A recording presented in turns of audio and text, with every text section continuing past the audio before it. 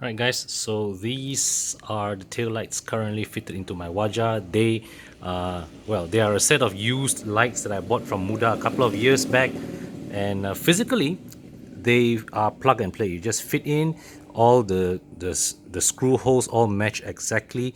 It secures without any problems. The issue, however, will be the wiring, which I will show later. The wiring of this newer batches of the Waja, with the one with the crop circle tail lights, they are not compatible with these tail lights. So if you want to so when I retrofitted this in, physically it was plug and play, but there needed to be some wiring modifications. So I'll show you how it looks like from the inside. So in here you actually have this little panel, which you just put this in and you pull it open. Now in terms of wiring, you just have to pull this. There's this clip here. The older model has this clip that you put into this connector, right? And it connects to the car's wiring. Now so then if you want to change the bulbs, what you do is you just pull this whole plate out, right?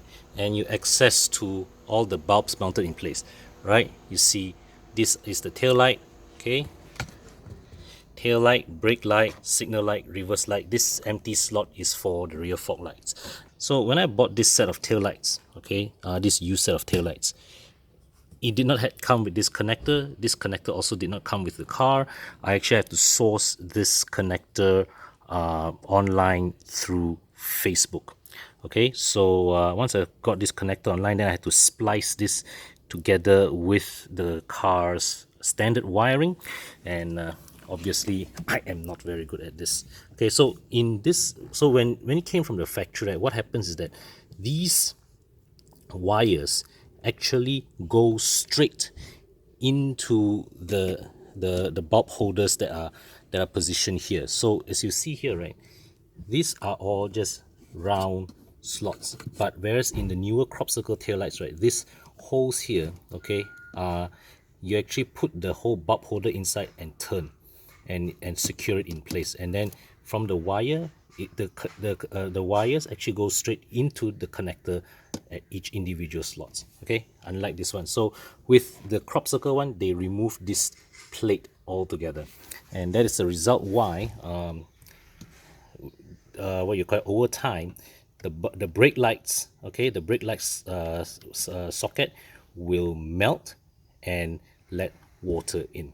Now before I show you all the wiring in further detail, this panel, okay, is held together by these 3 screws, 1, 2, and 3. So you remove this panel, it gives you access to dismount the tail lamp.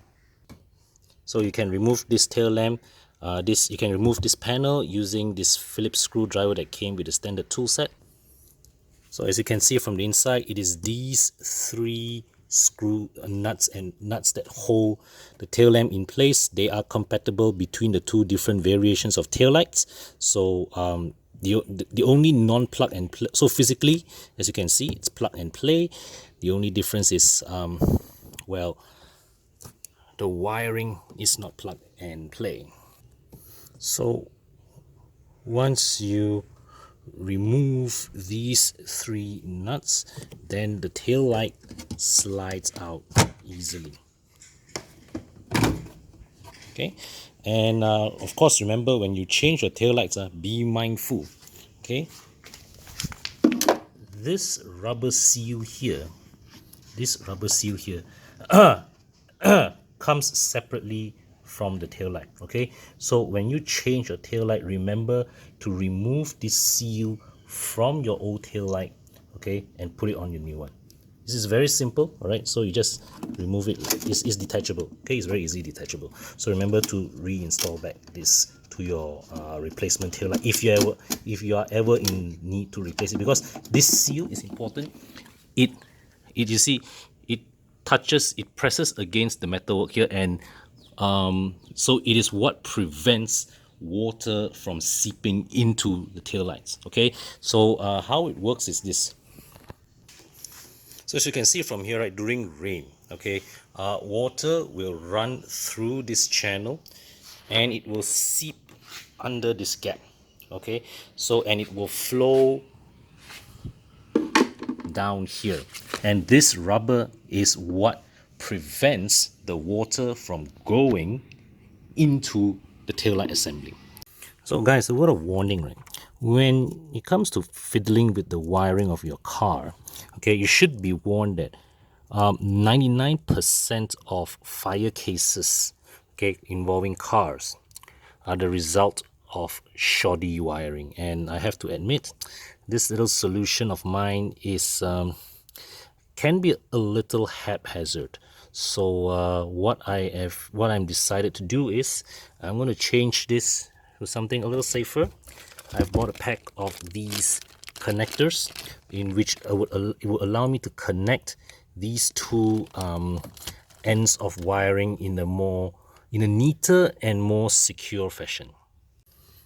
So as you can see from here, there are 7 slots.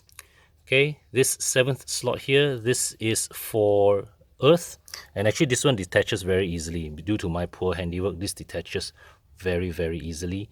And so the importance of this one is for the current to leave the the current will come in from all this positive lines, all right, to the various bulbs and will exit here.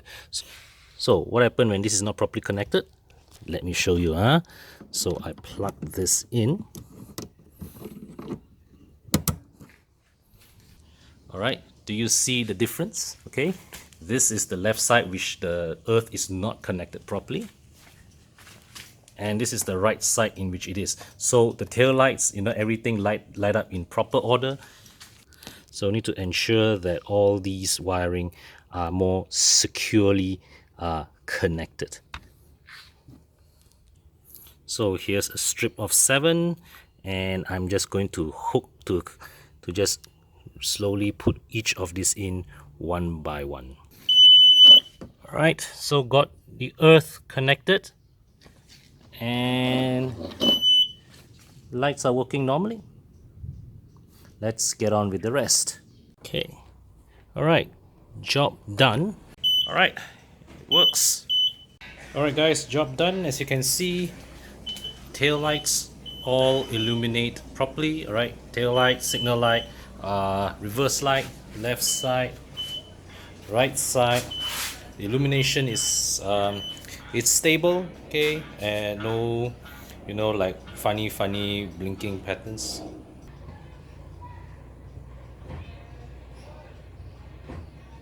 Alright guys, hope you enjoyed today's video. If you like my content, click on the subscribe button. Press the bell icon to toggle the frequency of updates every time I upload a new video. And don't forget also to check out the channels of Bobby, Bing and Fadil, okay, of the Horizon team. And until my next video, thanks for watching. Bye for now.